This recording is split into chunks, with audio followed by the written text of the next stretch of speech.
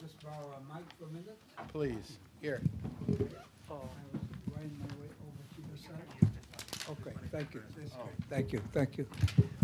So I'm pleased to introduce Richard Schechner, and the subject of this afternoon's talk is New Performance and Theoretical Models in France and the US. And I think that's what we've already been talking about the rest of the morning, and certainly Richard Schechner hardly needs an introduction already since Do it. I will do it. But he's been already the featured speaker this morning from the back, and now he's in the front. Richard Schechner reminded me, in case I forgot, which I guess I really had, I admit, that he had done a doctoral dissertation on UNESCO, so he can't be all bad. And he did it at the time. Absurd, peut-être. Absurd a little bit. And, of course, Richard, who is also the editor of TDR, has been at NYU now for a long number of years, and it's been terrific to be his colleague here at the university for all these years. He is a great support of everything theatrical, and I am happy now to turn over the mic, not to him, but to return it to him, and he will introduce the speakers and introduce the subject, so have a good time. Merci, monsieur, professeur Bishop.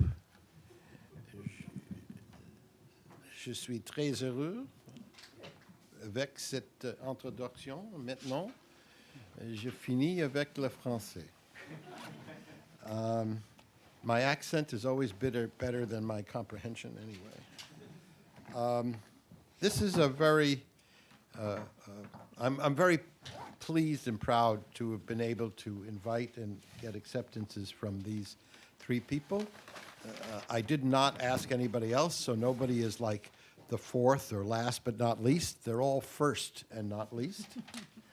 I had thought I would introduce them all at once, but I think I'll do it one at a time, and then before each one speaks. And we're going to be talking across a broad range of subjects. I'm going to moderate occasionally. I won't be able to resist intervening, but I'm not making any formal presentation.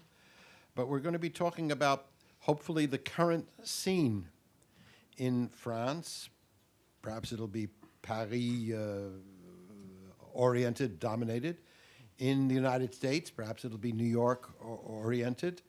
And I hope Josette will say a few things at least about Montreal. She's not in Montreal anymore, but she was in Montreal for a long time, and the Francophone performance scene there is an interesting one. And each of my three colleagues will make presentations, some two with some visual aids and one without, and then we will have a discussion among ourselves, and then we will open it up for a general discussion and contribution from you. We have nearly 2 hours, so we're not in any great rush, and hopefully we can have what amounts to a colloquium. So the first, the speakers will be Josette Féral first, I'll introduce her, and then Sophie Proust, and then Malik Gaines. So I'm going to introduce Josette first. So Josette Féral, on my right, on your left, is a professor at the Institut d'études théâtrales, Sorbonne Nouvelle, or Paris 3. Among her books is Théorie et pratique au-delà des limites, theory and practice beyond the limits. And also Mise en scène, jeu de l'acteur, volumes 1 and 2, the mise en scène and the play of the actor. And Rencontre avec Ariane Mnouchkine means meetings with Ariane Mnouchkine. I think you all know who she is. And Josette's most recent edited volumes are Les Réals et la prouve des technologies, the reality and, how would you translate le prouve correctly? Confronted to. Reality confronted by technology or with technology, co-edited with E. Perrault. And Another book that she edited, Pratique Performative, Body Remix. I don't think that needs any translation. Her writing has been widely translated. I'm glad to say that she has appeared in TDR, and I hope that that will occur again soon. And from 1999 to 2003, she was the president of IFTR, the International Federation for Theater Research. Those of you who know ASTER, IFTR is a global version, to some degree, of ASTER. So without further ado, I want to turn the stage over to Professor Josette Féral. Thank you very much, Richard, for this introduction. When I received the invitation about global theater, my first question was, what is global theater? What is globalization? How can we define them? And is theater really globalized? So I went to check, of course, the definitions or how we can understand globalization. And there was already a difference. It's either a tendency to bring together different elements in order to analyze them as a homogeneous whole. And in this regard, I think that theater is not globalized, and it's lucky it's not. Or it's a process of integration of different practices arising from the interchange of men and means of communication. There it may be, but I really think that French theater is not globalized, that it's lucky it's not. And I must say I'm not sure that many theatrical practices are, and I'll try to explain why. It's more like I'm thinking out loud. Maybe you will disagree with me, so it will raise a discussion. I'll focus, in fact, on three paradoxes on the French stage or in French theater. And I'll try for each of them to explain why French theater is based on paradoxes and maybe why it's less globalized than it could be. My first point will be the staging of language. If we look at the history of French theater over the last 50 years, and I'll just stop at 50 years, I would say that the strongest impression is that most French theater is based on text and language. I would say it was, but still is, the strength of French theater.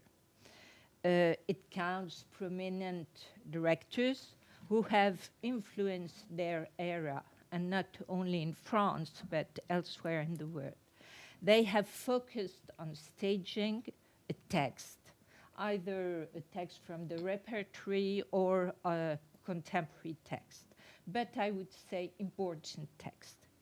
The directors I have in mind, that you may have in mind, are, of course, Patrice Chéreau, who died in 2013, Antoine Vitesse, who died in 1990 at age 60, as well as Jacques Lassalle, who is now 80, Jean-Pierre Vincent, who is now 74, Claude Régis, who is 93, who is 3 years younger, I think, than Brooke, and who has just directed a play in Paris, Bernard Sobel, who's 86, others who are younger, Daniel Mesguich, who is 64, Mnouchkine, also, who was mentioned this morning, but also directors like Georges Lavelli, Alain Françon, Daniel Benoît, Jean-Louis Martinelli, Philippe Adrien, Didier Bezas, Christian Caretti, that I'm just mentioning to remind you their name.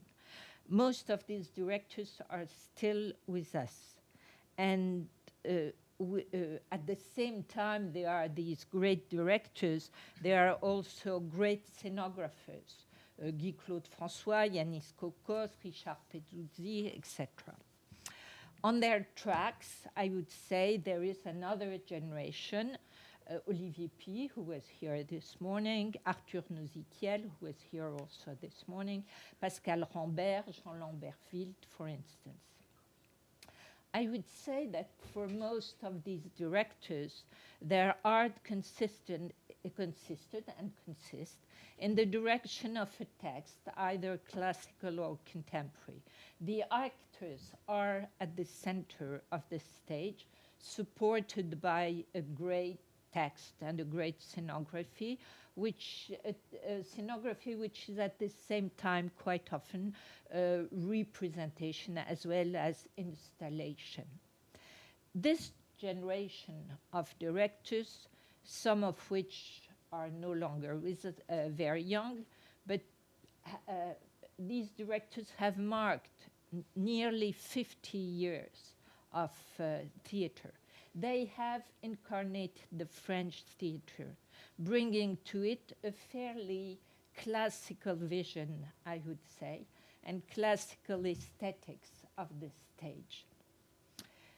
I would say that most of them know better than anyone else how to express the written words, complexities, and ambiguities. I recall, for instance, Jacques Lassalle's absolutely remarkable staging of Nathalie Sarraute, Pour un oui, pour un non, or his direction of Marivaux, L'épreuve, ou La Fosse suivante. Or, of course, I remember certain plays directed by Chéreau, namely The Coltès that he did, or Phèdre, which was a great performance.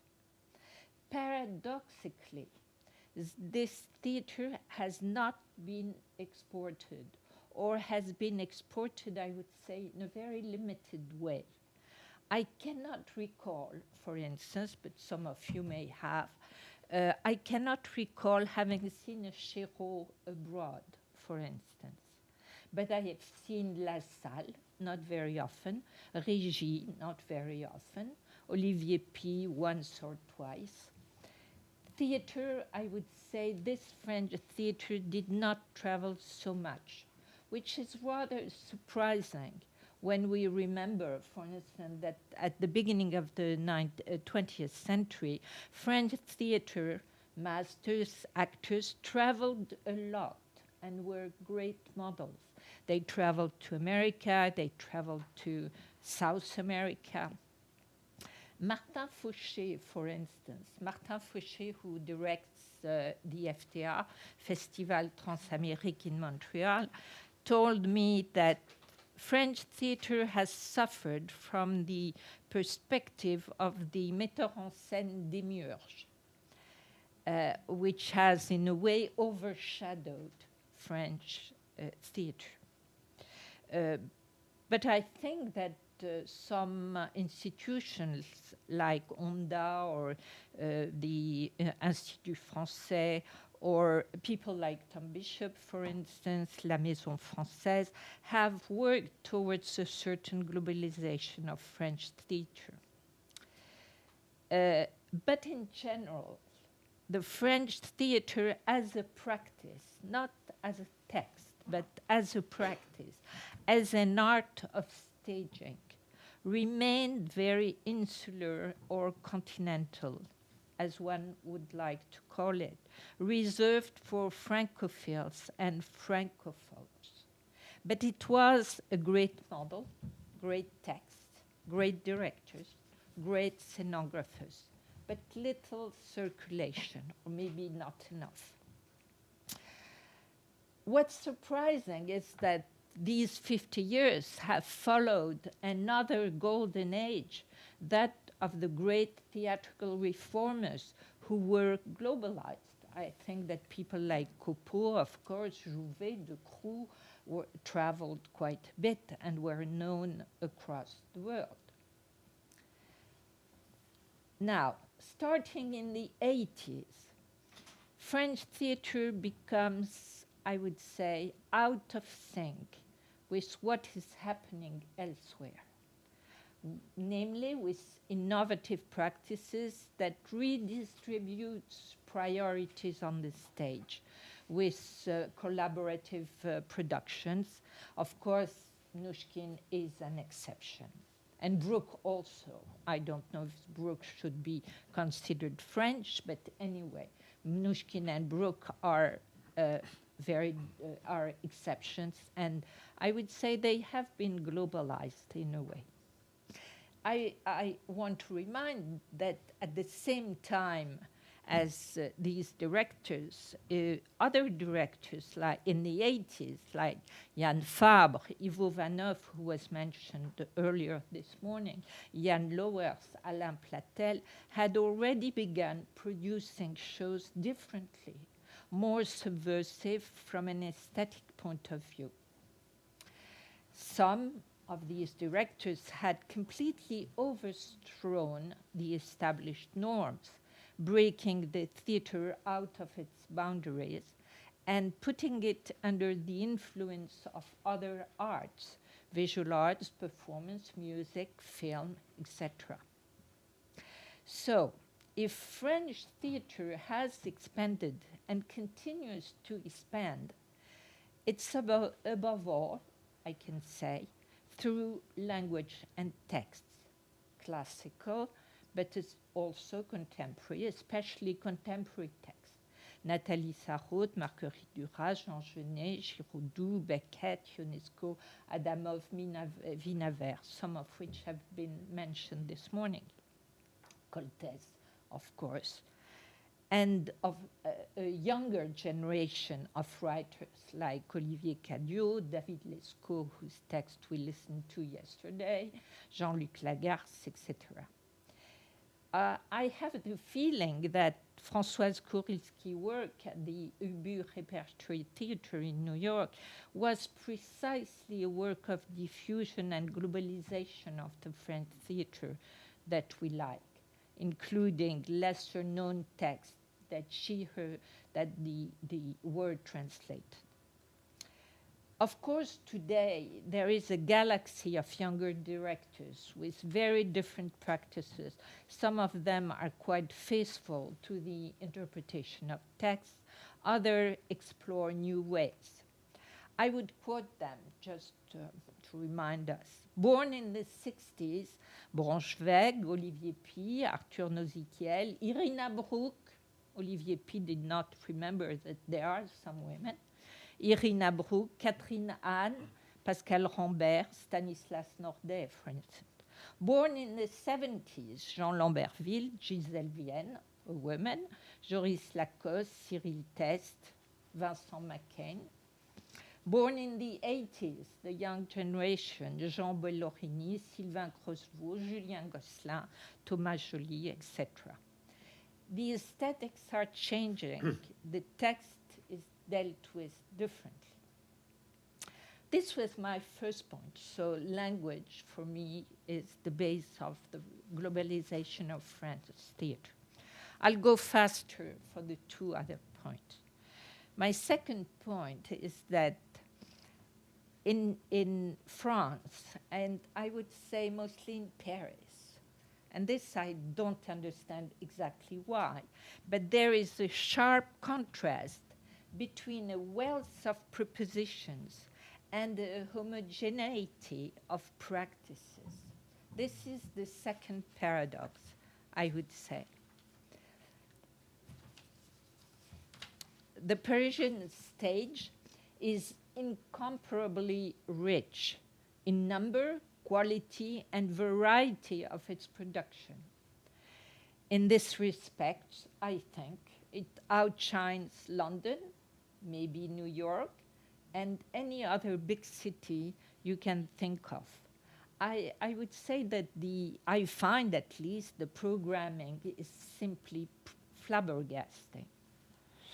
It's a platform that gives a huge visibility to artists who in turn overwhelm audiences of aficionados who eagerly fill the theaters. Many, many theaters are full all the time.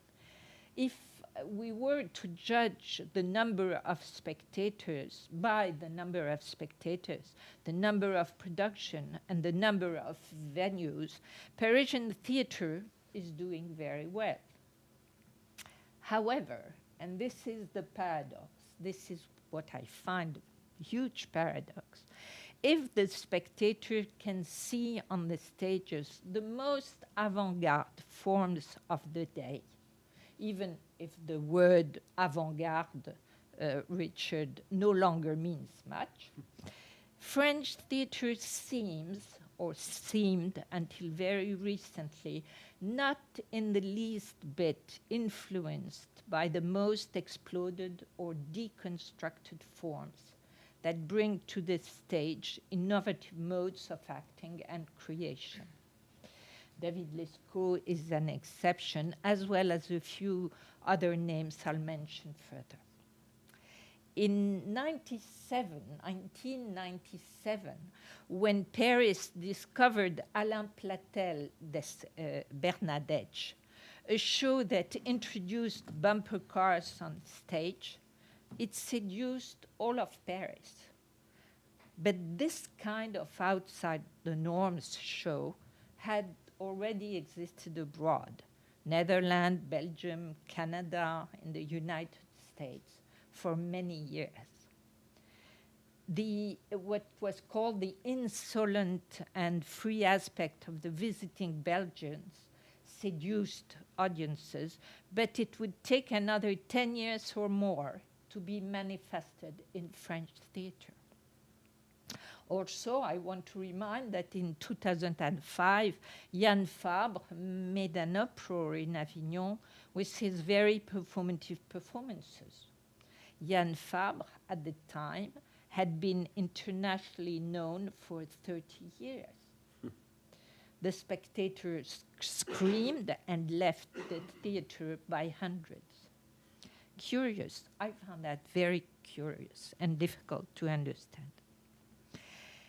If we try to explain this state of affairs, we must no doubt invoke the small impact that performing art has or had in France, not only as an artistic form, but also as a theory, despite the biennale that were held in Lyon in the 80s, and despite the fact that there are some well-known French performers like Jean-Jacques Lebel, Gina Pan, Orlan, Sophie, etc.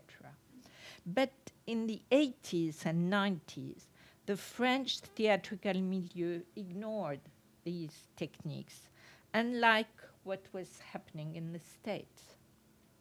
Furthermore, I would say, the theoretical text that promote thinking about this new phenomena, text by Schechner, by Butler, by Carlson, Conquerwood, and many others, remained untranslated and unknown.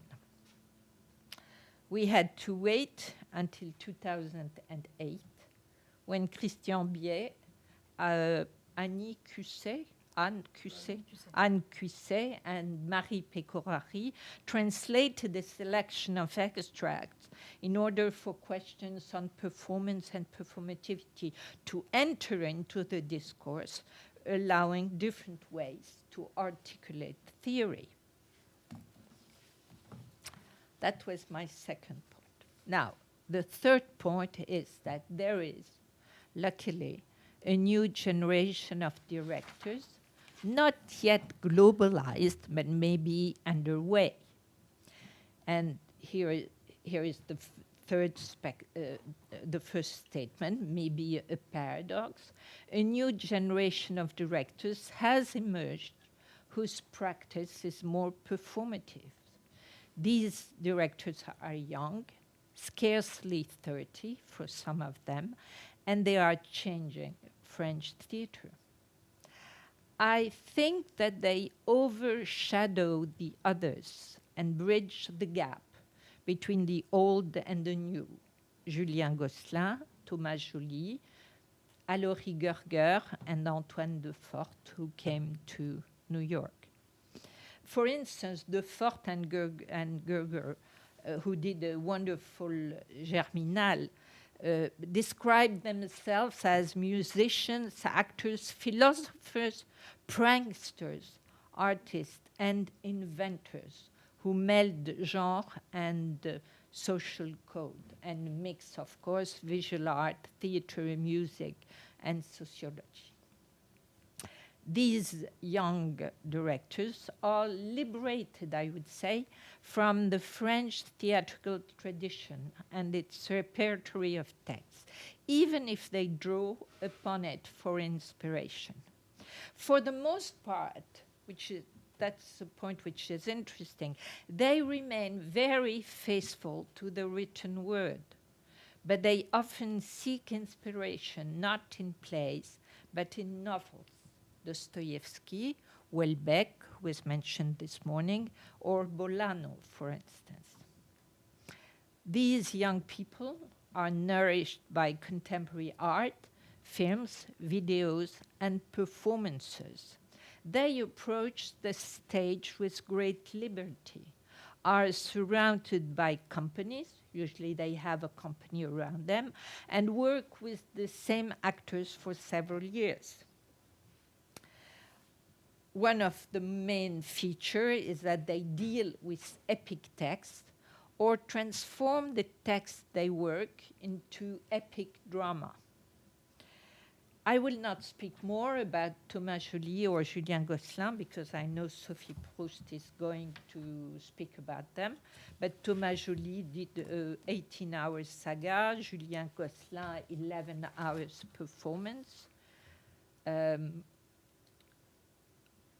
So they bring a different relation to the stage. These directors, I'll conclude on that to let Sophie speak. I'll say that these directors are changing French theater, bringing it closer to the work of international directors. Their style is more performative, while the text, always strongly present, is embodied in the staging. Moreover, like other directors like Ivo Vanov or Guy Castiers, their literary inspiration comes from something else than the plays. And I really think that these directors are changing the image of French theater and perhaps are leading it to a broader globalization. Merci. That's a very strong beginning, and I think a very important and significant addition, if not break, from some of the themes this morning. And I think we're going to have a lot to talk about. It's kind of ironic to me, as an outsider, to hear that France or Paris is joining the global world. When I was a student, Paris was the hub of the global world, let's say. Our next speaker is Professor Sophie Proust, sitting on my right. She is at present a visiting scholar at New York University, and she'll be here for a month or so, a little more than a month. Back in France, she is the Associate Professor of Theater Studies and a researcher at the CEAC at the University of Lille, Troyes, and at the CNRS, and a theater artist. She was the Francophone General Secretary of IFTER, which Josette was the president of at the time, and co-convener with Josette Féral of IFTER's working group on the creative process. Professor Proust's books include La direction d'acteurs dans la mise en scène théâtrale contemporaine, which we heard about this morning, directing actors in contemporary drama, and a book, Denis Marlowe.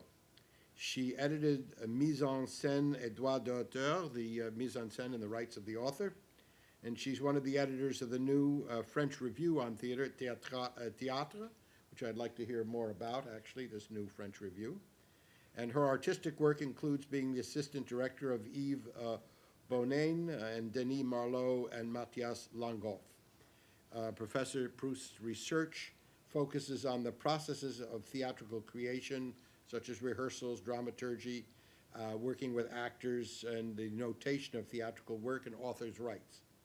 And she has been before many times to New York, was a visiting scholar at CUNY, a Fulbright visiting scholar, and a current book project is in English, the title in English is The Creative Process of U.S. Stage Directors. I give you Professor Proust. Thank you, Richard. Thank you for this invitation. About new performances and theatrical models in France and in the US, which is the title of our roundtable, I would like to interrogate the expression new performances. To speak about new performances, does it mean to speak about new authors? Jérôme Savary was saying in 2009, un pays qui ne crée pas d'œuvres nouvelles est un pays en déclin, et c'est le cas de la France aujourd'hui. A country which does not produce artistic works, new artistic works, is a country which declines, and it's the case of the France today.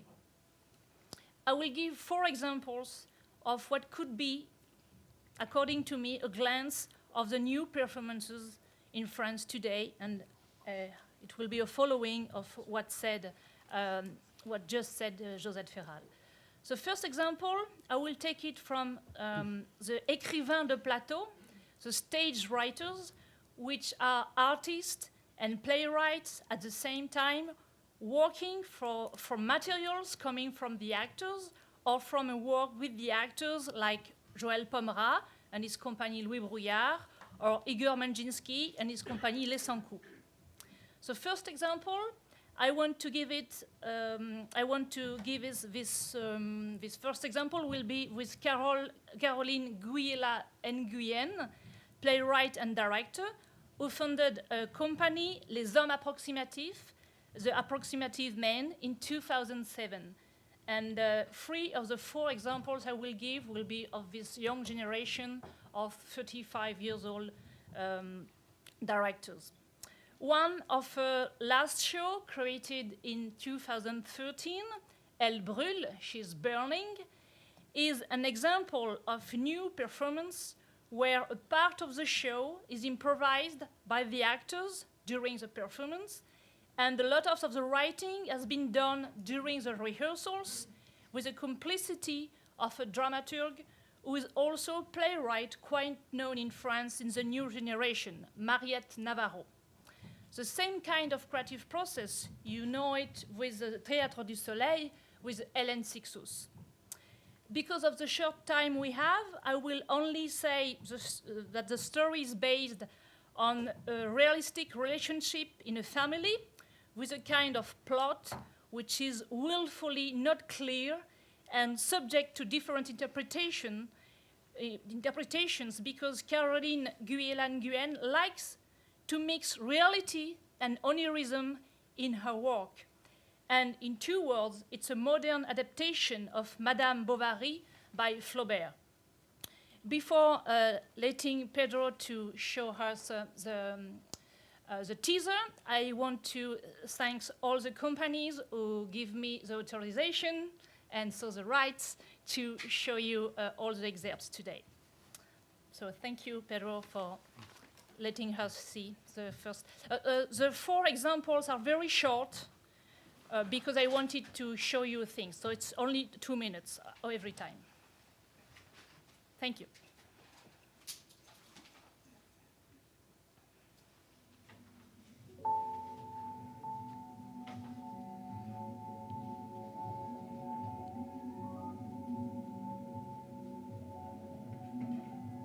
Réponds pas. Réponds pas.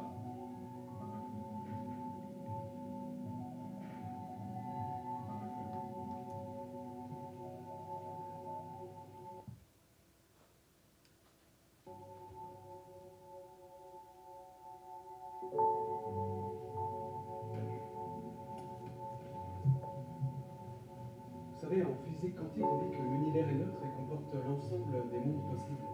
C'est l'observateur qui choisit le monde qui existe à chaque instant.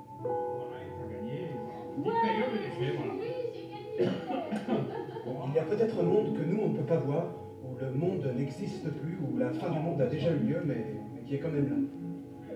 Et quand on parallèle d'une autre. Bonne journée, Damien. À tout à l'heure. À ce soir, maman. Bon. Bon, j'y vais. À ce soir. Oui, par exemple, en ce moment, je lui fais travailler une pièce de Josette, vous connaissez? Non, mais c'est normal. À nouveau, si je ferme les yeux, si nous fermons les yeux, eh bien peut-être qu'il existe un monde où elle entre dans la pièce, elle allume la radio, Café. elle prépare le café. Et là, qu'est-ce que vous voyez là?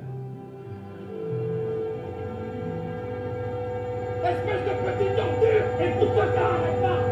Ainsi que vos deux derniers avis d'imposition.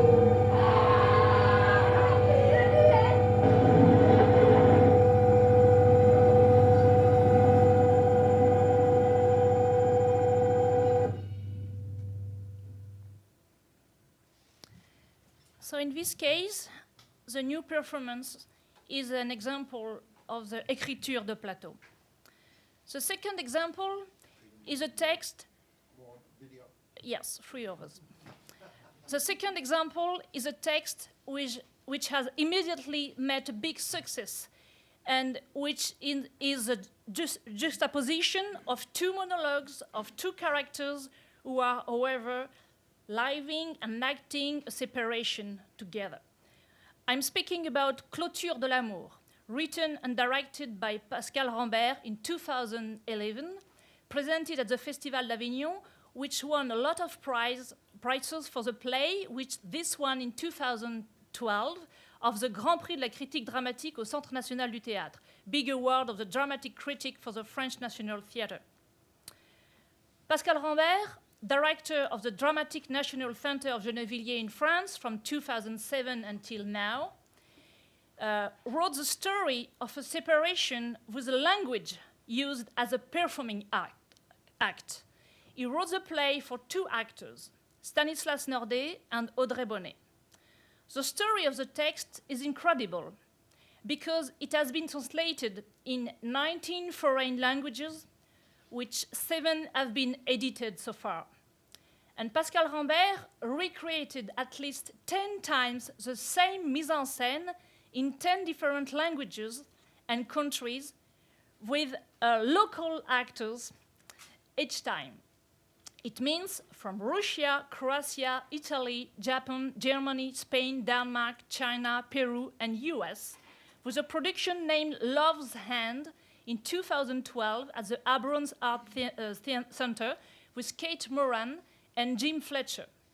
And Pascal Rambert also presented the French version in which he was acting himself last month in French at Princeton University, invited by Florent Mass, who is with us, with a title I think better in English of Closing of Love. Here is a teaser in French, and you can see excerpts of the American version online. So thank you, Pero.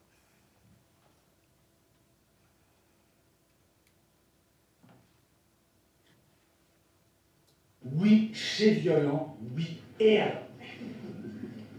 Et quand le support se retire, c'est juste blessure narcissique, Audrey. Et tu voudrais que je pleure, que je dise comme je te pleure, que je dise mon amour, ma chérie, le monde est mal fait, le monde est injuste. Non, Audrey, le monde n'est pas mal fait. C'est la fiction dans laquelle nous l'enfermons qui nous rend laid. L'amour n'y échappe pas. Il figure au premier rang, et toi et moi en étions ces acteurs aimés. Je ne joue plus, Audrey. Je ne joue plus. J'aurais voulu, comme tout le monde, vivre avec toi jusqu'à 100 ans, faire des projets et savoir qu'ils seront tenus. Dire en juillet prochain, dire dans 2 ans, dire on fera, dire on ira, dire quand les enfants seront grands, dire quand tu seras vieille, dire quand nous mourrons, dire quand nous serons morts. Cela, je l'ai dit, je me suis répété à l'intérieur, j'y ai cru, j'aurais voulu le vivre. Ce n'est pas avec toi que je le vivrai, Audrey. Pas avec toi. Une poussière dans l'œil et le monde entier soudain se fout. Comme quand tu faisais du zèle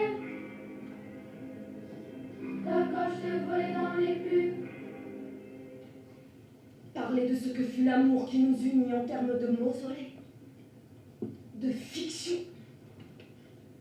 Quelle vulgarité. Quelle défaite devant le monde. Tu n'es pas un général 4 étoiles, tu es un déserteur. Un tout petit déserteur.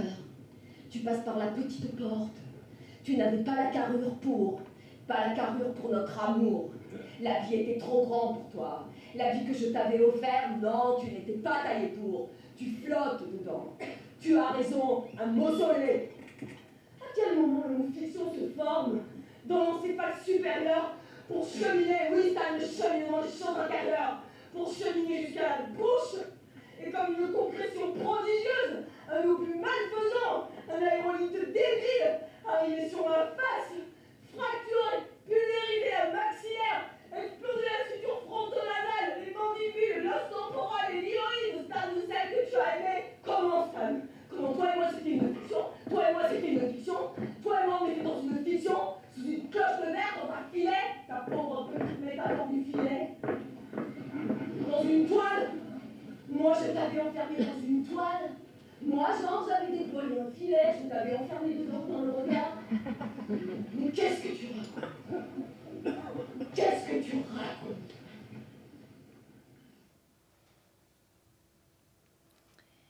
Is it an example of global theater or of French theater because of the story of this text? Maybe we will speak more about that later in the roundtable. The third and fourth examples of new performances belong to a category where the idea of performance is on the meaning of producing something as an important accomplishment for the artists, like for the audience. There are productions where the directors, even if they are really working on some existing text, are going to compete with the playwrights or the author of the text by being strong directors and authors of their mise en scène. It is the case of Thomas Joly, actor, director, and artistic director of the company La Piccola Famiglia, created in 2006 with Henri VI and Richard III by Shakespeare. The full creation of Henri VI of 18 hours with 7 intervals has been created at the Festival d'Avignon, invited by the director Olivier P. in 2014. In the teaser that we are going to see, you will be able to see the implication of the company in order to participate as well to the evolution of the scenography and the lighting design. Thank you.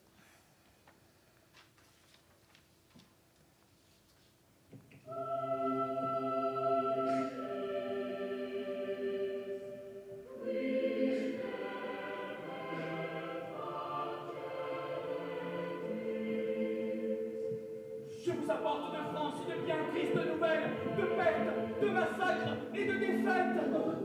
La Guyenne, la Champagne, Reims, Rouen, Orléans, Paris, Gisors, Poitiers, tout est perdu.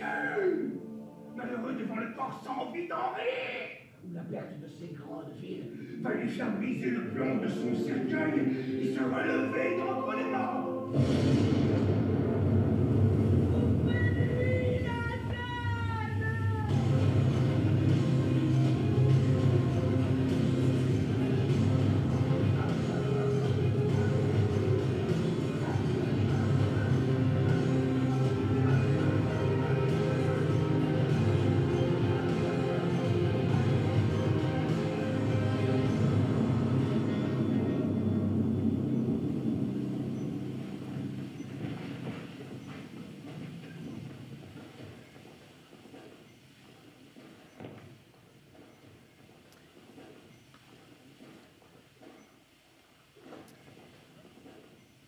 The other example is Julien Gosselin, who founded this company Si vous pouviez lécher mon cœur, If you could lick my heart, in 2009, who creates Les particules élémentaires, The Elementary Particles, adaptation of the Michel Houellebecq novels presented at the Festival d'Avignon in 2013, and the adaptation of the 5 volumes of the book of the Chilean author Roberto Bolaño, 2,166, which lasts 11 hours with 3 intervals, also presented at the Festival d'Avignon in the edition of 2016. You will see in the excerpt of the Les Particules Élémentaires the aesthetic of this director, which a lot of its work is in the imbrication of the actors acting in live and the fact of being filmed at the same time. Thank you.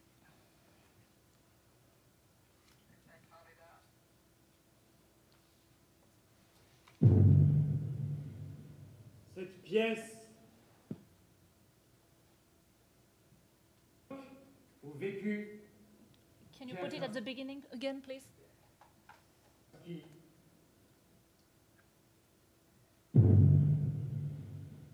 Cette pièce est avant tout l'histoire d'un homme. À l'époque où vécut Dzerzhinsky, on considérait le plus souvent la philosophie comme dénuée de toute importance pratique, voire d'objet. Dzerzhinsky felt like a character in a science fiction film. It's in at the University.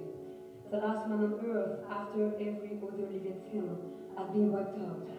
Something in the air evoked a dry apocalypse. Il dîna d'une barquette de loup cerfeuil monoprix gourmet qui l'accompagna d'un Valdépénas médiocre et s'endormit. But he woke up trembling. It was only 1 o'clock. He swallowed 3 Xanax. So indeed his first night of freedom. Passons au 1er juillet 1998. Okay. L'après-midi était d'une chaleur écrasante. C'était une de ces après-midi qui se terminent mal, où l'orage finit par éclater, dispersant les corps dénudés. Le bureau du professeur Desplechin donnait sur le quai Anatole France. De l'autre côté de la Seine, des homosexuels, comme on les appelait, circulaient au soleil, discutaient à deux ou par petits groupes, partageaient leurs serviettes. Presque tous étaient vêtus de string. Suntan lotion glistened on their biceps. Their buttocks were rounded and sleek. While they talked, some massaged their genital feminine ribs. Et c'est plutôt par inadvertance que Janine tomba enceinte. Elle décida cependant de garder l'enfant. La maternité, pensait-elle, était une de ces expériences qu'une femme doit vivre. La grossesse fut d'ailleurs une période plutôt agréable, et je naquis en mars 1956. Les soins fastidieux que réclame l'élevage d'un enfant jeune leur parurent vite peu compatibles avec leur idéal de liberté personnelle. Et c'est d'un commun accord que je fus expédié en 58 chez mes grands-parents maternels à Hiroshima. Ah non, je déconne. Merci. Thank you. Un matin de mars 67, en essayant de préparer des beignets de courgettes. In which way these two artists are offering new performances? For sure, they take in consideration the audience.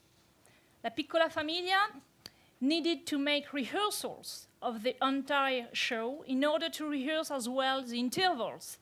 And they created a character, which doesn't exist in Shakespeare's play, named the Rhapsode, who was coming from time to feel a fatigue function in order to be sure the audience was following. The audience was just acclaiming this character. Julien Gosselin is totally addressing the story to the audience as well, acting face to him, with a very huge using of the video. These new performances correspond to a craze, to an engouement of a new public, or to say it in another way, to a younger audience than usual. The craze, I don't know if we say like this, but the craze of Henri VI and Les Particules Élémentaires have been really incredible. However, I can't pretend me from recording what Roger Planchon was saying about the theatrical renewal in a public interview with Lucien Atoun at the Bibliothèque Nationale de France some years before he died. Roger Planchon was saying that nothing was new, as we were only the testimonies of cycles which periodically come back. Indeed, Ariane Mnouchkine, who is going to have an opening next month for a new production, Claude Régis, who just presented his last production, Rêve and Folie, Dream and Madness, are always offering performances which belong to the history of the theater, which have something patrimonial in a certain ways, as it was the case for the productions of Peter Brook, like the last one, or this one of the missing Patrice Chéreau. And without daring to say this production could belong to the old performances, for sure, they don't belong anymore to the new performances. But when Roger Planchon was speaking about an absence of renewal, he was saying that the old forms come back, that it's like a cycle. So new performances don't mean immediately original performances, even if the use of the new technologies brings something new and sometimes original for the audience. However, I would like to say that beyond the performance we call représentation in French, these new performances honor what Christian Bier defines as a séance, a session, an event. It means the performance and its sociability by the act of the spectators, of the audience, as we saw with the taking in charge of the audience by the character of the rhapsode with La Piccola Famiglia, for example. And I noticed that at the exception of Pascal Rambert, the three artists nominated here, Caroline Guiella-Nguyen, Thomas Joly, and Julien Gosselin, and it doesn't have been my criteria to choose them, are all coming from Superior National School of Theatre in France. The School of the National Theatre of Strasbourg, when directed by Stéphane Braunschweig for a training in directing for Caroline Guiella-Nguyen. The School of the National Theatre of Bretagne, directed by Stanislas Nordet for Thomas Joly. The EPSAD, École Professionnelle Supérieure d'Art Dramatique of Lille, created by Swartside in Lille for a training on acting for Julien Gosselin. What does it mean? That they have been trained to create artistic products which work, that they are obliged to make successful productions like the American commercial theater? No. It means the national broadcast networks from which they were able to benefit because of the national training which help the opportunity to make accessible their work to the audiences. And in order to conclude, if there are no theoretical models in France today, maybe we will speak about that, theoretical models pregnant or to be followed, I would say, however, that it seems to me that a socioeconomic approach to the theater is further listened in order to have a vision less naive of the theatrical creation and its reception than before. Therefore, when the last data of the Ministry of Culture indicates that 75% of the production in France are done by male artists and that 76% of the plays are plays from men, the work carried out for parity in the performance field by the Minister of Culture, Aurélie Filippetti, and all the work done by the collective HF, men, women, tend to change the situation in order that the theater of tomorrow in France offer new performances with more female artists and may be able to propose new theoretical models. Thank you.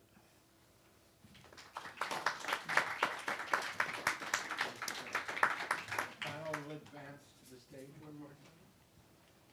Thank you, Professor Proust.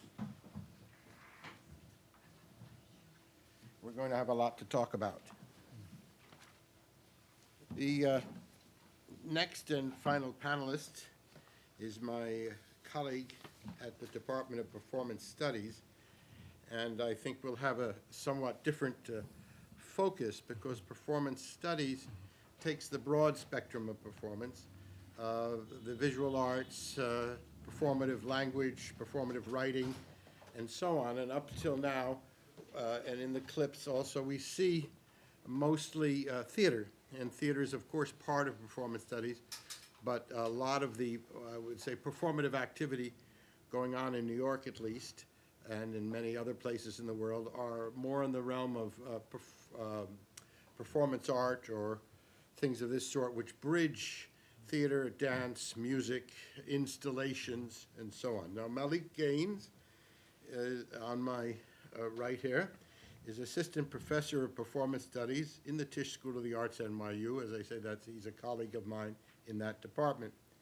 His forthcoming book, Black Performance on the Outskirts of the Left, considers the legacy of black radical politics and leftist movements in transnational performances of the 1960s, a very generative epoch, of course, that really is 20 years, not 10. That's how nice the decade of the 60s is. Gaines has written many journal articles and essays for artist monographs, museum exhibitions, and other art publications.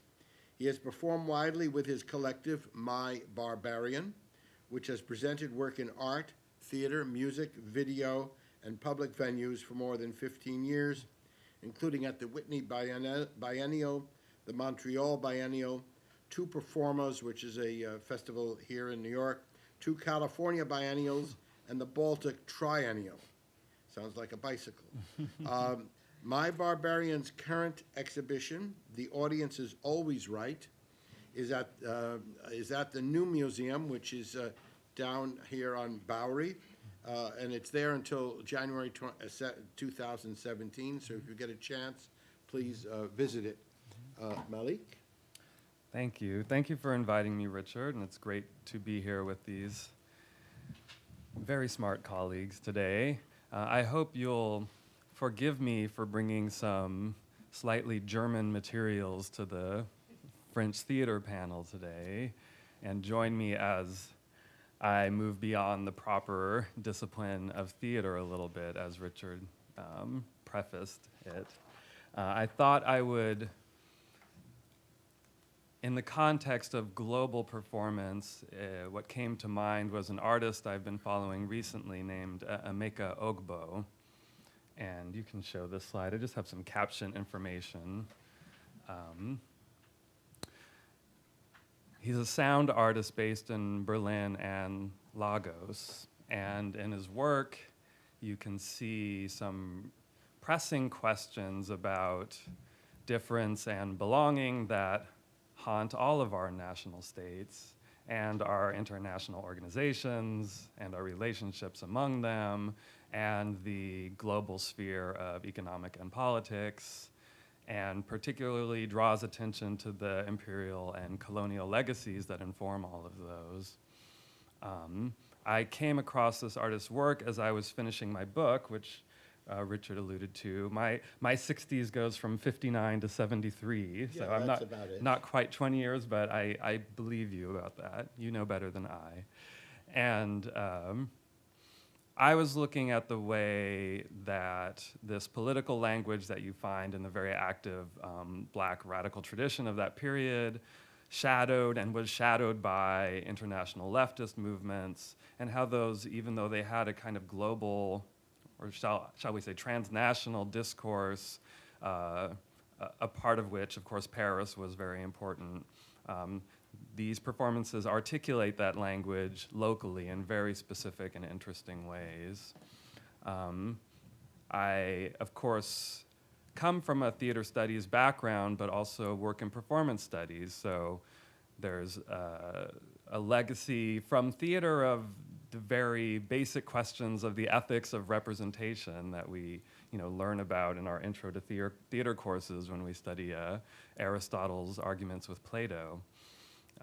But of course, in this field that Richard Schechner thankfully developed for us, we can bring that inquiry toward other places of performance, language, and particularly in my book, I look at music, I look at film, I look at theater, I look at some kinds of collectives that were integrating all of those.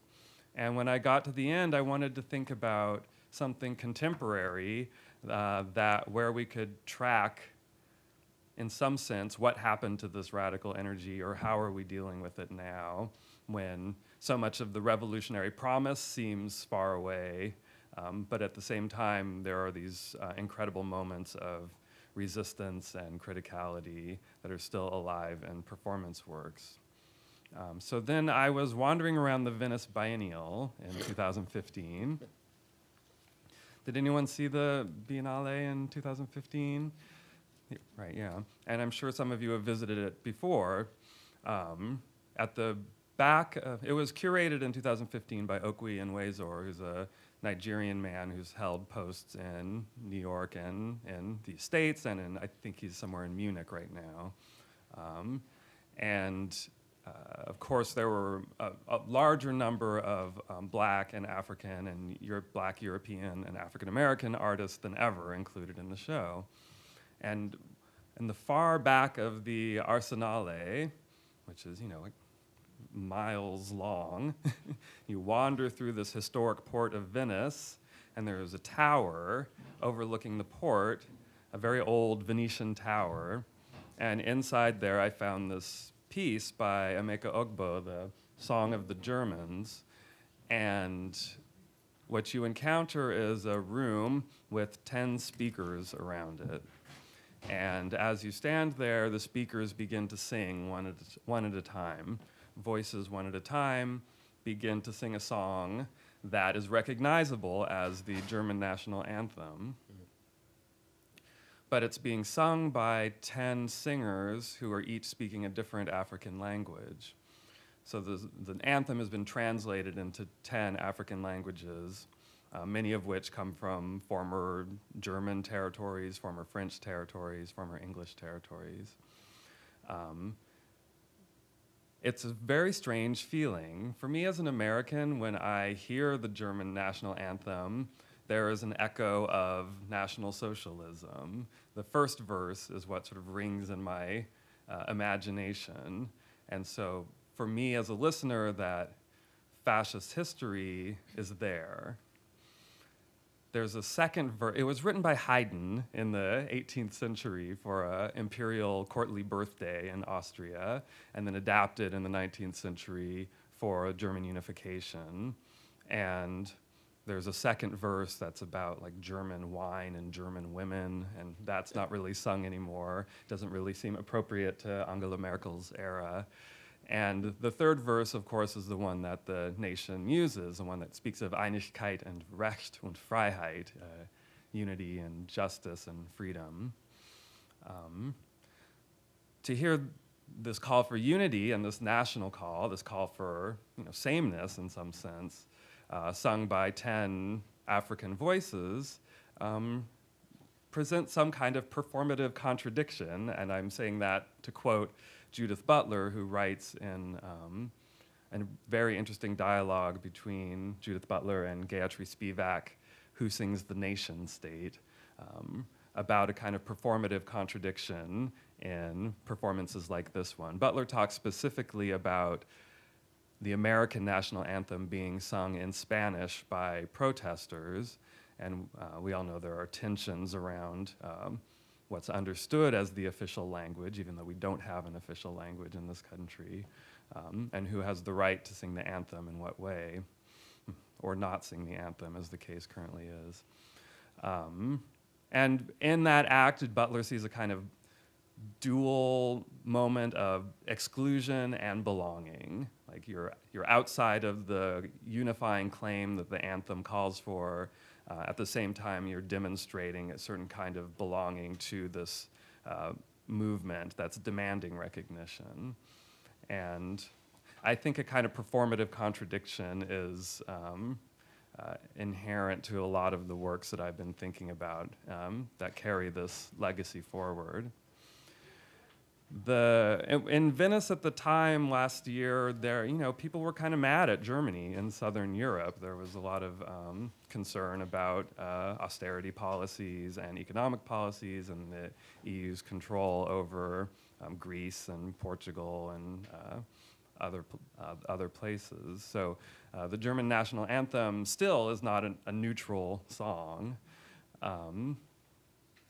There was an action at the German pavilion that maybe somebody noticed that sort of equated the German banking system with the fascist history of the country.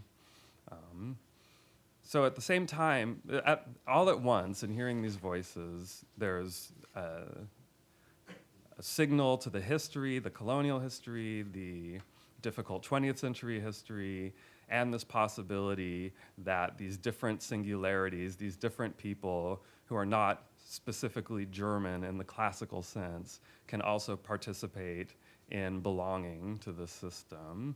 And it was a sort of it was haunting to me. It was moving, actually, to hear this. The artist who lives in Berlin and Lagos had worked with a choir of Afro-German gospel choir in Berlin to make this recording. So I was really intrigued in his work after this, and I have been looking at it more closely. Another piece that he has been working on that should be out sometime soon, he was awarded a public art commission by a German commissioning agency for the new building of the African Union in Addis Ababa, Ethiopia. And ironically, Germany is building this fancy building for the African Union. In this piece, which should be coming out soon, I met him in New York not long ago, and he was on his way to Ethiopia because the building's about to open, and he was putting on the final touches. In this piece, he uses audio of people singing the anthem of this international organization, and also speeches from the opening of the Organization of African Unity, which is the previous African international organization, which opened in 1963 at the height of the liberation era, at the height of the independence moment. And so speeches from that event are quite extraordinary. I look at Ghana particularly in my work, and so I listened to Kwame Nkrumah's speech, the president of Ghana, and he calls for these really ambitious African projects of unifying the country, having a single currency, having a single defense system, having really sort of large structures that can reclaim what should be the tremendous wealth of the resources of the continent, but which for various reasons are outside of the control of Africans. And so, that organization finally disbanded in 2002, and this organization replaces it. And obviously, none of those calls were heeded. So there is some irony, I'll say, there again as well, between this call for African self-determination and the political reality that has replaced it. Again, I would say a kind of performative contradiction in the hearing of the anthem and hearing these performative political speeches. The third piece of Ogbo's that I've been able to look at,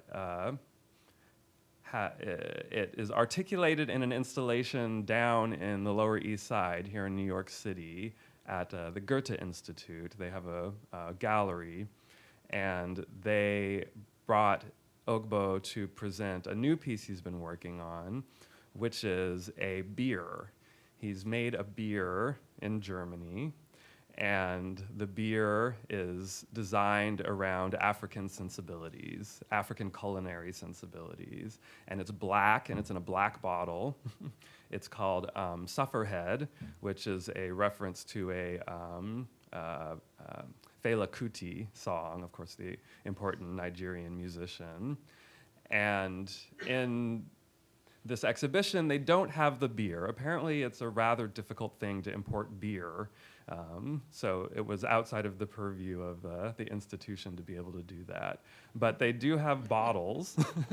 And so they focused this exhibition on the design, the marketing. And so Ogbo makes the marketing of this beer another kind of performance piece.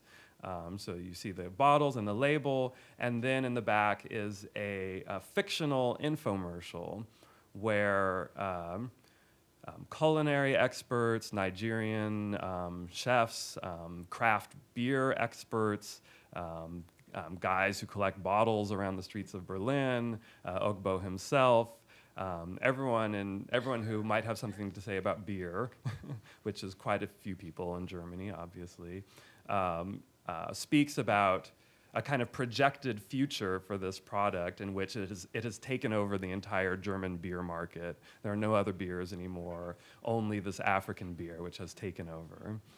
There's a set of laws in Germany, the Reinheitsgebot, which govern the purity of German beer. So, of course, other questions around purity and national belonging, which, you know, in the States and France and Germany, all over the place, these are hot questions. Gets acted out in this piece, which speculates of a future where African beer actually does take over and replace what would be understood as pure German beer. So I've been following this artist, and I'm really interested in looking forward to seeing what else he does. You know, I make some arguments in my writing about sound as a particularly a force that can transport a lot of both thought and feeling in, of course, African, diasporic, and Black political spaces. Music always plays an important role, and sometimes there's a tendency to over-romanticize that as like some kind of pure transcendent mode of communication that's unfettered by restraints. I don't want to make that case, but I do want to think about how sound itself can translate across the different disciplines of theater, art, and public speech and communicate quite a lot. So yeah, that's what I wanted to bring to the table today, so thank you. Thank you. So Josette, can I don't know exactly how to even attempt to unify these three presentations. I'm sorry. Maybe Germany will become a colony of France, or France will become a colony of Germany. I do want to pose a couple of questions to my colleagues. I'll say a few things of my own. Interestingly, we've heard, particularly from Josette and Sophie, because they were speaking about performances in France. Malik's presentation is extremely interesting as a kind of counterpoint, but part of what I got from their performances is that, strangely, I mean, from my perspective, it seems like, for the most part, Paris is a provincial city, has become a provincial rather than global city in terms of theater and performance art. There may be a new generation coming, et cetera, so that's one question, but I want to put it in context, because I'm reminded of Paris in 1917, when the Rite of Spring burst upon the scene, I believe, in that city, with a Russian choreographer and dancer, music, and it became a global event.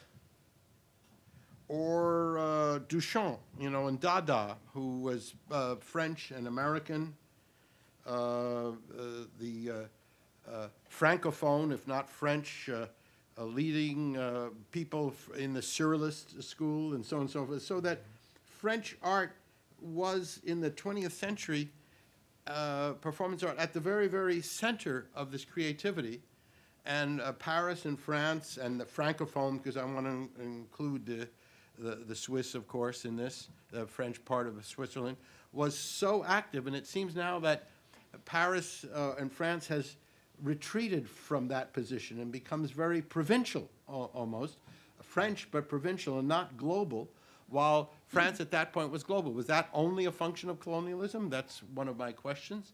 And once France retreats from Africa and Vietnam and even India and Pondicherry and all its colonies and some in the New World, where we're talking about Francophone Canada, of course.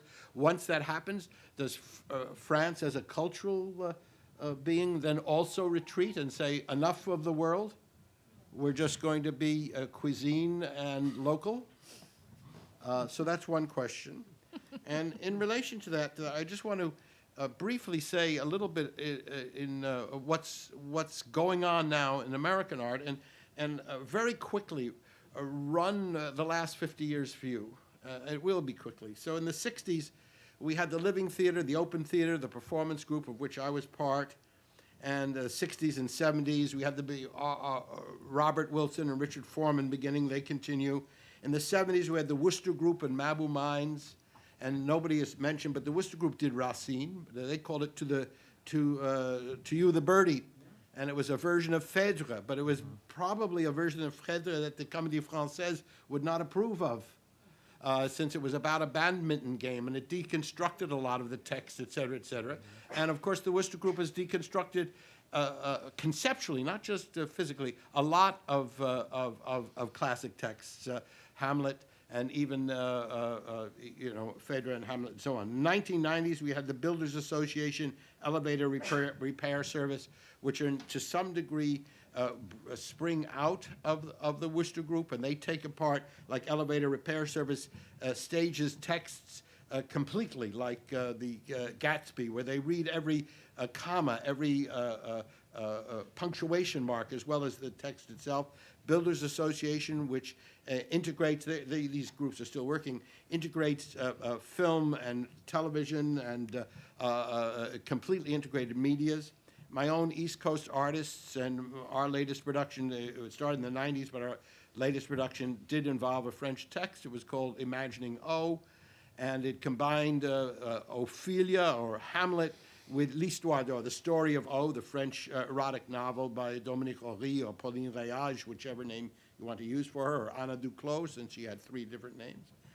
And at the present moment, we have a plethora of very interesting groups. I'll just name them. The City Company of Anne Bogart and Suzuki Tadashi, and we have a gentleman here, Yoshiji, who is associated with Suzuki.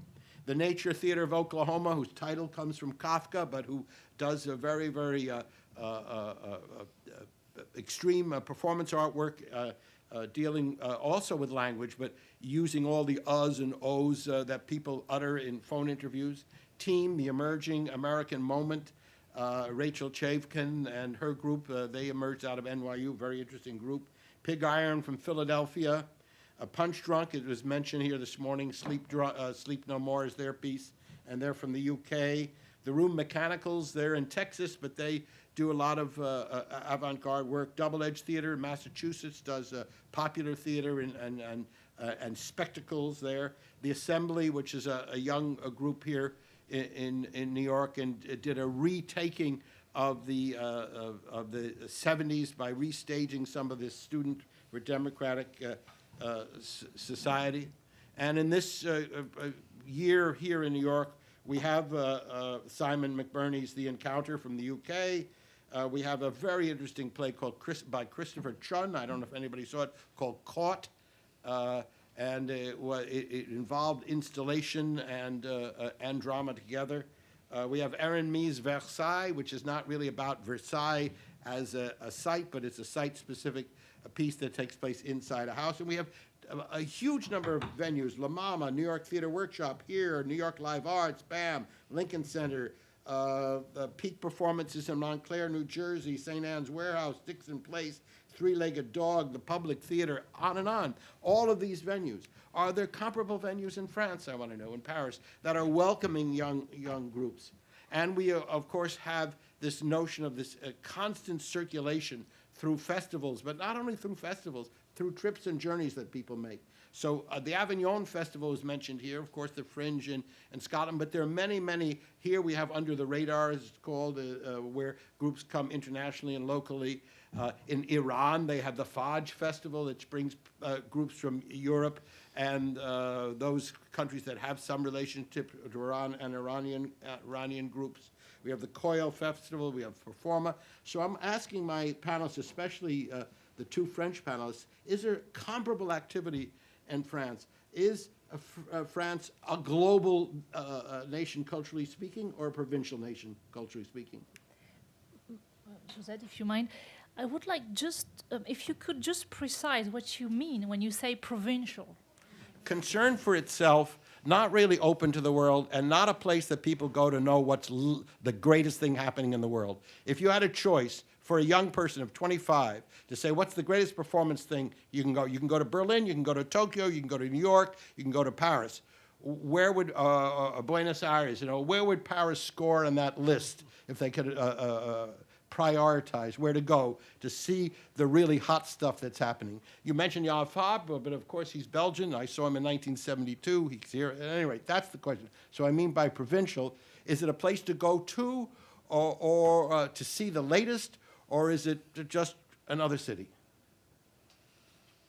Do you want to answer? Maybe we can answer both.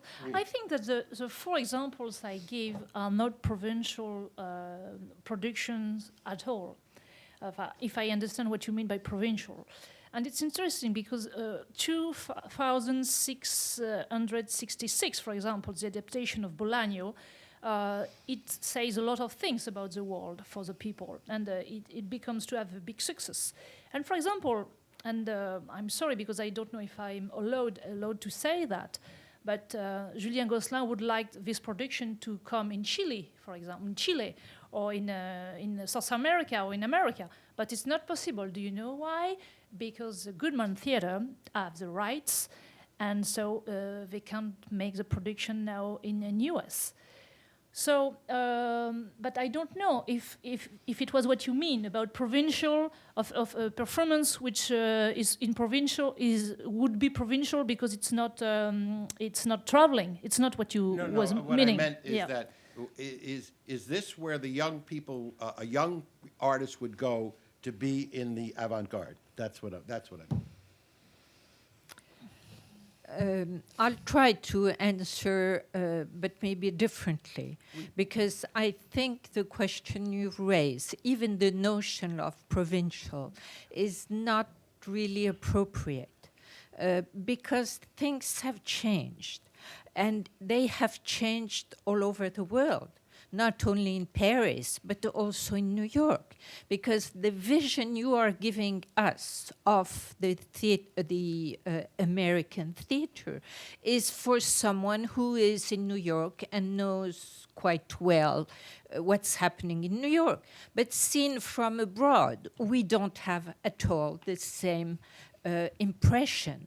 But in the 60s, 70s, yes, the Living was a reference. Wooster Group was a reference. But I wouldn't say that Elevator Service is. Neither Builders Association and the integration of media is not a reference anymore. So I think, in fact, what we are watching today is the fact that theater has become local, not so much globalized, and maybe it's a good thing. So, to answer your question, will they go to Paris? Maybe not, but they can go to Paris or Berlin or New York and find different things. And it will not be at all the same kind of theater.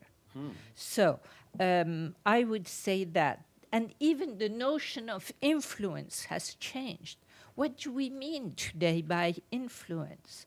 I mean, it's true. One thing is true, which is not good for Paris, is that it's no longer a place where artists create. It's a showroom. But as a showroom, it's an extraordinary showroom. And you cannot just discard that, just because. Because if you want to know what's happening, to have in a concentrated way what is done in the world, we will not see Ogbo, but in fact, you go to Paris because Paris or London or maybe New York, but in each place you see different things.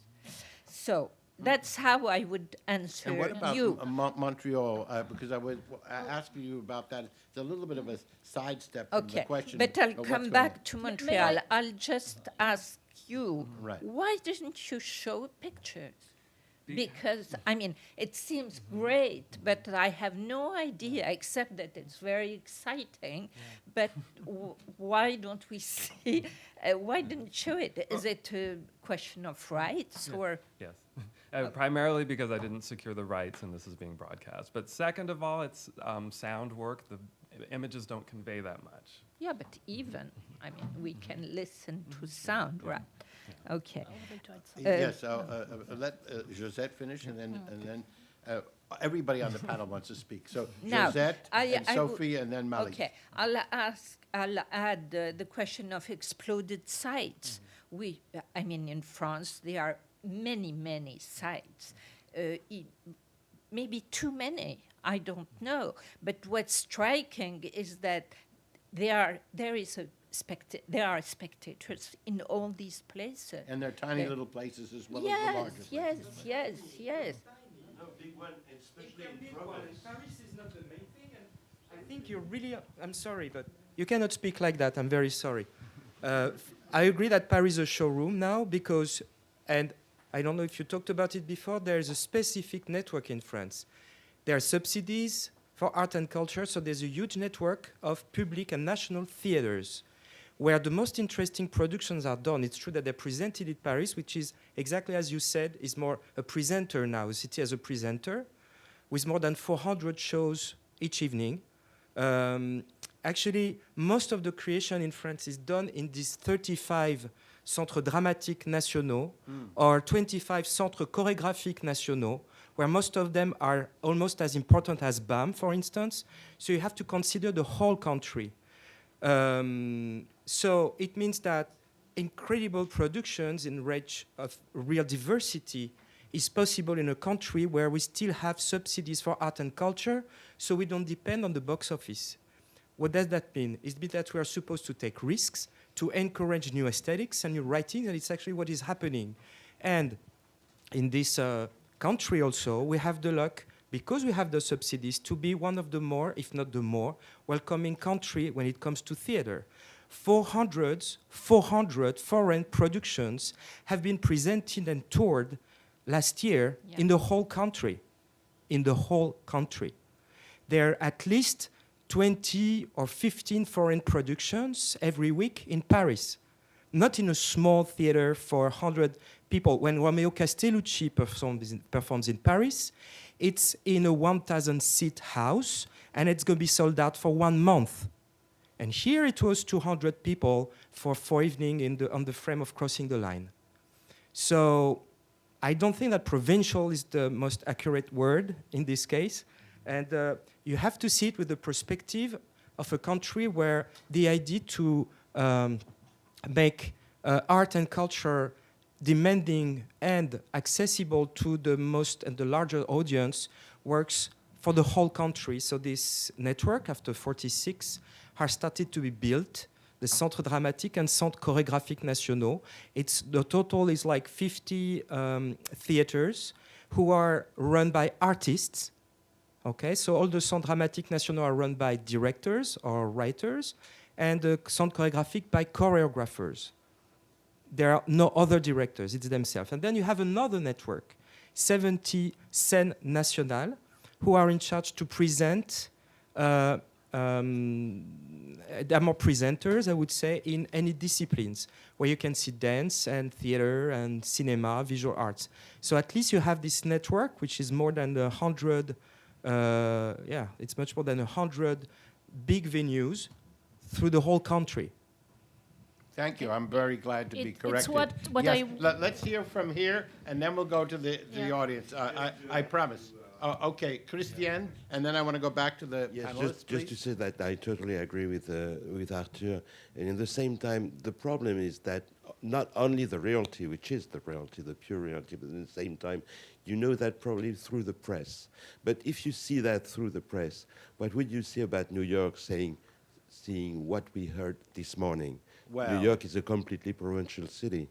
But if you read the New York Times, it's true. But if you read TDR, it is not. So you see the difference. The presentation you are giving this afternoon of New York theater is completely different from the presentation we had this morning. So I do think that at the same time that Arthur is saying that in France, of course, we can see a lot of things coming from elsewhere, coming from, for example, Oklahoma passed, in Paris this year, and the other ones are passing very often too. Inside all over France, we have a real network with new people working on new things. Terrific. But where is that on press? Nowhere. Well, this new magazine, is this new magazine that Sophie is on, is that going to be part of what you're going to deal with? So I wanted to say that. Yes, and then Sophie, sorry. then Malik, and then we'll go back out here. Yeah. What Arthur Noziciel just said, it's what I wanted to say. Because with Josette Féral, we have been in so many international conferences as French people. And sometimes we had the subject was local and global. And all the time we were saying to ourselves, but it's not the subject in France. We don't speak about the global and the local. And when we speak about the local in France, it's very interesting to see that this local is delocalized in the way that there is this network after what we call the decentralization, la décentralisation théâtrale. And it means that the performance, when I was speaking about Les Particules élémentaires and Henri VI, it's just incredible because these performances have been seen in all the country, in all the public network, and it means a lot of places. And this is a political and cultural plane in France. And so it's true that the local and the global, it's not working in the same way in France that we can have here. And about the title of our conference, I wanted to add something. So, Global French Theatre, and translated pour un théâtre monde. For an article, I had to write for a book in Portuguese of Brazil, which is going to appear in some months. I had to translate global theatre in French. And so I was saying that Théâtre du Monde, it's not good as a translation. Théâtre Global, it's not good. Théâtre Mondial, it's not good. And I thought that Théâtre Monde is exactly as it's written here. It's the best thing.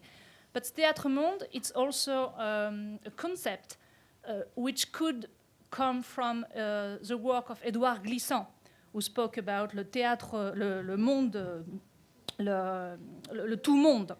So I've been in contact with Patrick Chamoiseau, who works a lot with Édouard Glissant, and I had an exchange with him about that.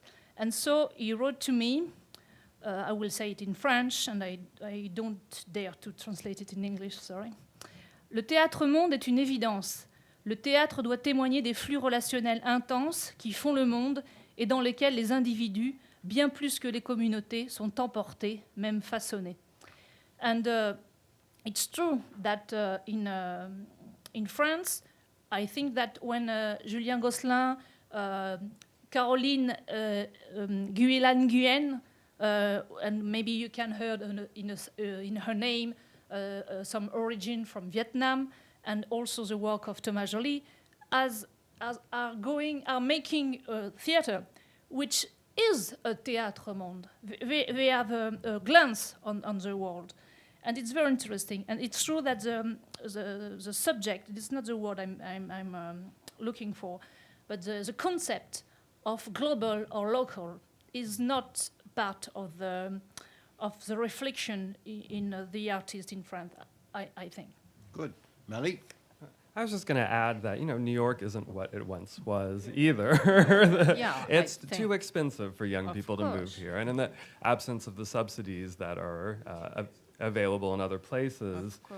Also, I'm from Los Angeles, and it's a poor city for theater, but it's an excellent city for inventing new forms of performance. And so as a young person trying to develop something, you might go out into the country and find all sorts of incredible things happening. When it comes to the structured, disciplined works from someone with an established career, then New York, of course, is still the most important place. Well, I knew I was being provocative. I also want to hope, I'm going to open it now more, to think of this performance world rather than just theater world.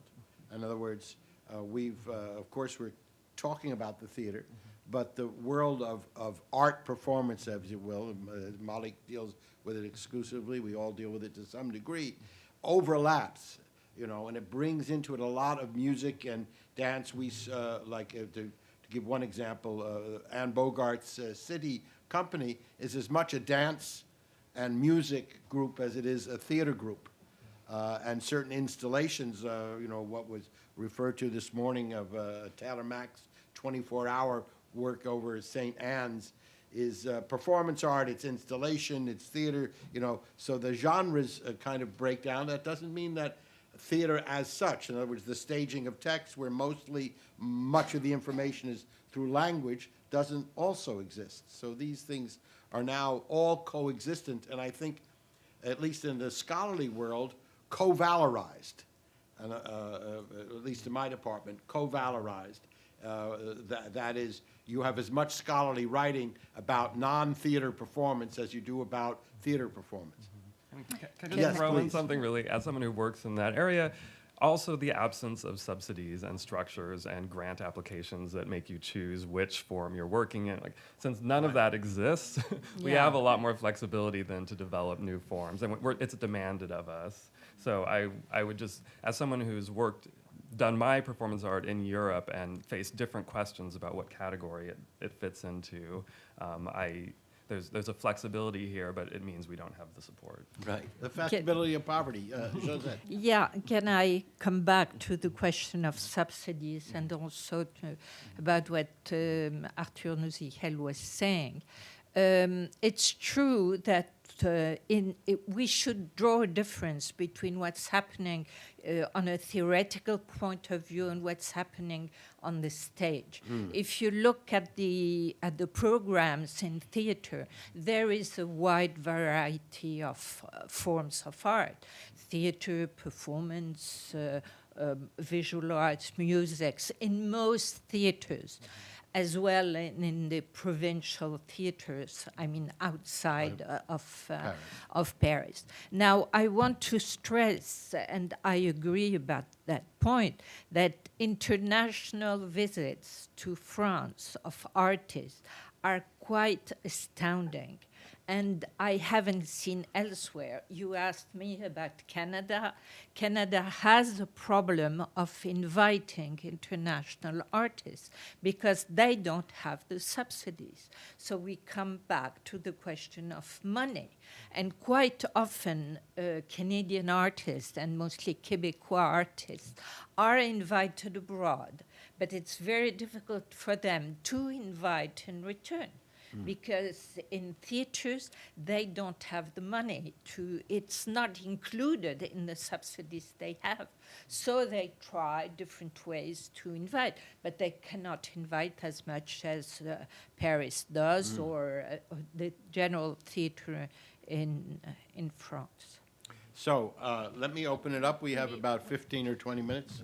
Last thing, Sophie, and then let's hear what people have to say and question, please. Maybe I wanted just to at the beginning, when I was thinking about the title of our conference, I was thinking about France as a terre d'accueil. How do we say that in English? Well, welcome. Cosmopolitan France. I would say I think the word that's missing here is cosmopolitanism. Terre d'accueil, it's related to a place which welcomes people. Welcoming place. It's interesting to see that some of this national network, some of the places are directed by foreign artists like Robert Garcia, like Wajdi Mouawad, and who are francophone and not francophone. And it's true that with what we already said, that Romeo Castellucci, Pippo del Bono, Angelica Lidl are totally part of a kind of a reception of a French theater. It's part of the culture of the French theater. Romeo Castellucci maybe is better known in France than in Italy.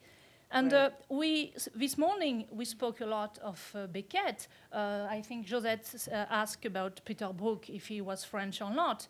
And when we speak about Wilson, the fame of Wilson in France is absolutely incredible. But it's interesting to know that even if you have some mecenes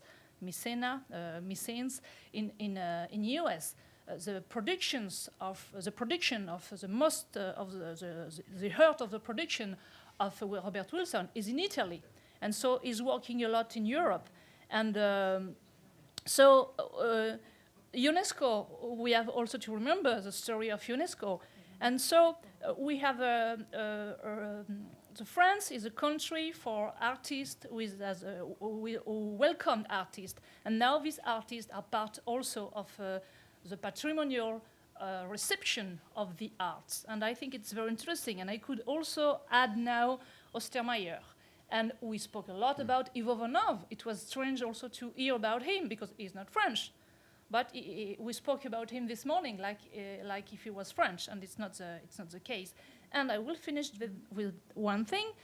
Now we had to renew the direction of the Théâtre National de l'Odéon, who is directed now by Stefan Braunschweig, but the Ministry of Culture was thinking about a director, and they were thinking about Ostermeyer, for example. So or Ivo Vanov. Foreign or Ivo Vanov. So directors who are not French, which can be something to think about. All right, Tom, what would you like to say? Can you bring the microphone? And then I would actually Judy. like to speak, if I might, Okay, Richard. please. Because I think that I was very glad to hear what Malik had to say, and I think, and this is one of the things that my panel is going to be concerned about tomorrow, but I think one of the problems with what's going on in maybe all throughout Europe and maybe less in Germany right now is demographic representation, because the population is changing in France. It's not the same that it was, and it seems to me there's not the same opportunity, despite that somebody like Sophie Nguyen maybe is having a good career. One of the things in subsidizing, which is really fabulous, nonetheless there is categorization of where people get to perform what. And La Francophonie, set up as it is by the government, accords certain areas and certain venues for theater work that's in French, but by non-French people or by French people of color. And this is a problem, I think, in terms of mainstreaming this work. I just wanted to point that out. And I think, if Afro-Europeans would get together, then there would be some real avant-garde kind of fireworks going on. Right. I think also, I'm going to turn to Tom now, but one should wonder in France as well as here about non-French language theater. Just as there's a large Spanish theater here, there are obviously in Europe, a lot of people speak Turkish, a lot of people speak Arabic and other languages. And so one should think not only of a nation state, but of the multiple languages within that state. And France has been, of course, very jealous of its language, identifying its culture with its language, perhaps more so than many places. But that's another question about global. So, Tom? Well, a couple of different comments. The last one about the Odeon being, if it's to be directed by Ostermeyer, he would not be the first non-French person to direct the Odeon. But let's not even talk about it. It's passé. There's no reason to even mention it. Of course. I mean, there was an article in the Times, in the New York Times, about 15 years ago, 12 years ago, I forgot. It made me bounce like a kipper. The idea was that in France, there are no more French people doing theater, doing anything in the arts, right, in the arts. So the idiot writer, who is not an idiot, but who was asked to do this as a hatchet job by the New York Times, mentioned such non-French artists as, first of all, Peter Brook, of course, who is not French, then Ariane Nouchkine, who's perfectly French, but just happens to have a Russian name, and etc., as to show all the non-French people. Well, they're perfectly French, and if they're not French, they decided to live in France, as it is a terre d'accueil, as you say, and France has done that, and these people work in France, as so many people have come and lived here and worked here. The same thing, but that's New York Times person didn't talk about that. Anyway, these are no longer subjects. I would think that as far as globalization is concerned, you know, if the idea is that the French theater would be better if it were globalized as opposed to be French, I disagree entirely. I think the global theater would be better if French theater were French, and if Italian theater were Italian, etc. Let's not all do the same. Let's not all do the same theater, and let not all countries speak the same damn language. Let's not everybody speak English, and let's not them all do the same theater. So I think I also would like to. I also think that you know, one thing that needs to be avoided in talking about how the various companies do is to talk about the success they have. They met with a lot of success. I heard that 10 times this afternoon. It doesn't matter what kind of success they have. That's not the way you prove what they're worth. I really don't think that's the right approach to see what the value of theater is. Richard, your panorama of what interesting American theater has done in the last 40 years was remarkable, and it stressed how much of that is still going on today, and it is. And in France, there is a lot going on, different things in different ways. But it also has to be remembered that theater, like everything else, including the stock market, has its ups and it has its downs. And there are no great periods of theater, 12 months a year, I don't know how much, 26 to 52 weeks a year. It just doesn't work that way. It goes up and it goes down. Right now, I would think that we may all bitch a lot, but it ain't so bad. I think American theater is doing pretty well, and French theater is doing pretty well, and could be better. Global theater, I don't know what global theater is, and as far as I'm concerned, it's accumulation of what countries are doing. That's global theater, not some one thing that's global. Anyway, that's what I have to say. Okay. Well, let's have Brad, because he hasn't spoken, then this woman here, and then Christiane. I'm going to try to get to people who haven't spoken before people who have. I just wanted to... Brad Burgess is the director, the current artistic director of the Living Theater. So he's in that tradition.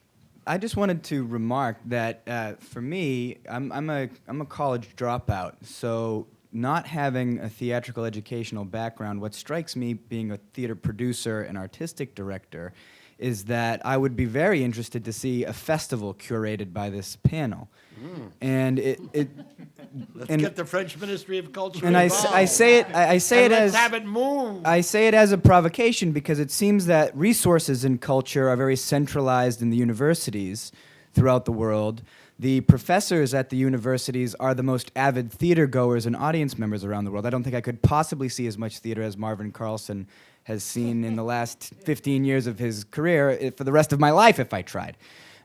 So how can we find a way to break through the insular nature of our culture by combining the professional theater worlds with the academic theater worlds? I think that's a big part of the solution to the problem that you pose as well. So rather than address that right now, I want to make sure, because we don't have that much time, that the people who want to speak do speak. Madam, please. I just wanted to add something about success in France and the different plays that you are speaking about. What I'm going to say is doesn't mean that these plays are not good. But there is something which is very important to take into consideration in France, and what the gentleman behind me said comes to add to what I say, is that there is a network. There is a perfectly organized network. And quality, success in this network doesn't mean quality. It means being part of the network. And some people or some plays can be played in France, let's say 12, in 20, 30, 40 different places because they are part of the network. And some places which are not part of the network, and particularly this aspect Judith was speaking about, don't participate to the network and are not seen. And they are not mentioned anywhere. I am thinking, for example, of a woman whom I know, a young director and writer, whose name is Marine Bachelot-Nguyen, who wrote and directed a play about lesbianism in Vietnam and the difficulties of lesbians in Vietnam, which is a very, very deep and punch play, and which is not selected anywhere. So it doesn't mean anything to say that there is a play who was successful. It's not enough. I don't want a misunderstanding. I never said that the success is a proof of the quality of the play. I said, because we totally agree, I said that the performance I spoke about have a huge success, and that it was strange to see a new audience, and this new audience was an audience with young people. And this interests a lot the network, because it means to bring new audiences. And when I was speaking about Roger Planchon, it's Les Particules Élémentaires. When I saw this performance, I didn't understand why the young people were so acclaiming this performance. For me, it was not new, because I didn't give my point of view. But it's interesting to see that for me, it was a theater I already saw before. But I had to respect the new generation, and for the new generation, it was new for them. And so they love this performance. And it's interesting to see that. So I'm going to get to Christiane. I just want to note that the notion of what constitutes the avant-garde constantly changes. At one point, it meant to be scandalized, to be unpopular, to be rejected, and in other words, to be ahead of taste. And then when you get the a network, which is very effective in disseminating, you have to satisfy certain network requirements, which must be to some degree bureaucratic and so on and so forth. And then success is often measured in how much audience you do attract, et cetera. So the word avant-garde is given way to the word experimental or alternative, which have different meanings. I mean, I look at the Living Theater, and wherever it went, it kind of created a storm as much of protest as of support.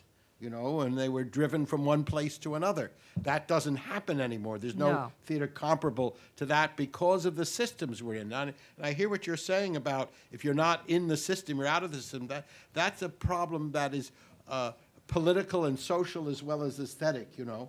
And it's in the academic world also. How do we get tenure?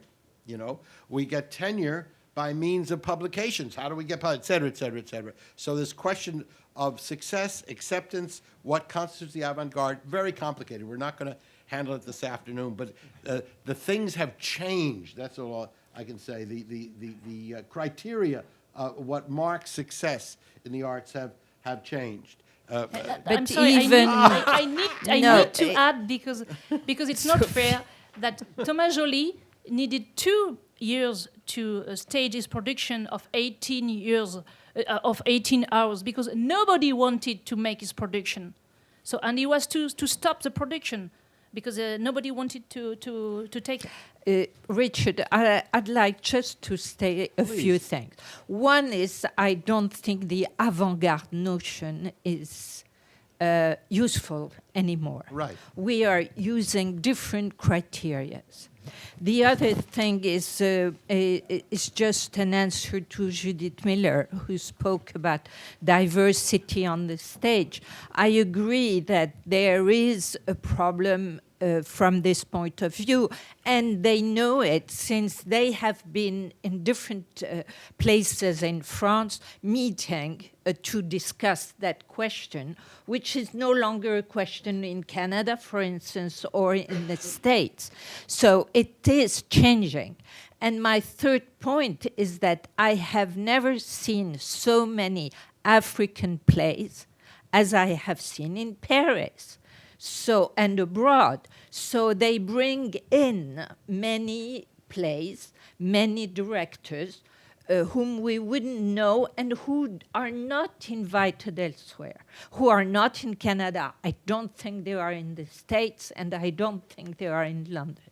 So it's really... To stop. I know we We're have to going stop, but Christian has been waiting. One word, it was to put a stress on something about the idea that it is not possible to talk about the French theater, but the theater in France.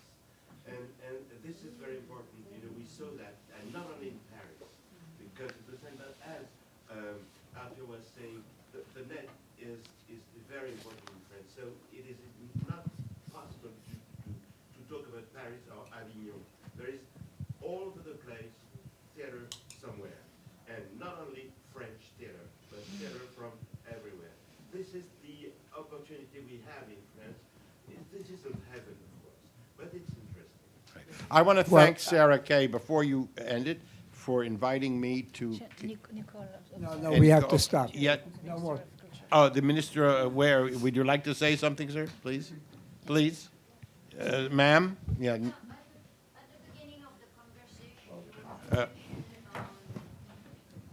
about not seeing production from abroad here in the U.S. And so I confirm that you see many more production from abroad in France than you see here in the U.S. But you do have a network of regional theaters, for example. It's just impossible to work with them to bring production from abroad. I'm not just speaking of French production, but production from abroad because of money, of course, but also unions and lack of interest. Okay, we are going to have to end now because we have a short coffee break. We will pick up at 5 o'clock sharp for the last 1 hour, and we won't have any time. So come back at 5 o'clock. There's coffee outside, and check your guns at the door, please. Thank you. Thank you all. Thank you, guys. That was very nice to meet you. I have to speak with you. Give me your email immediately.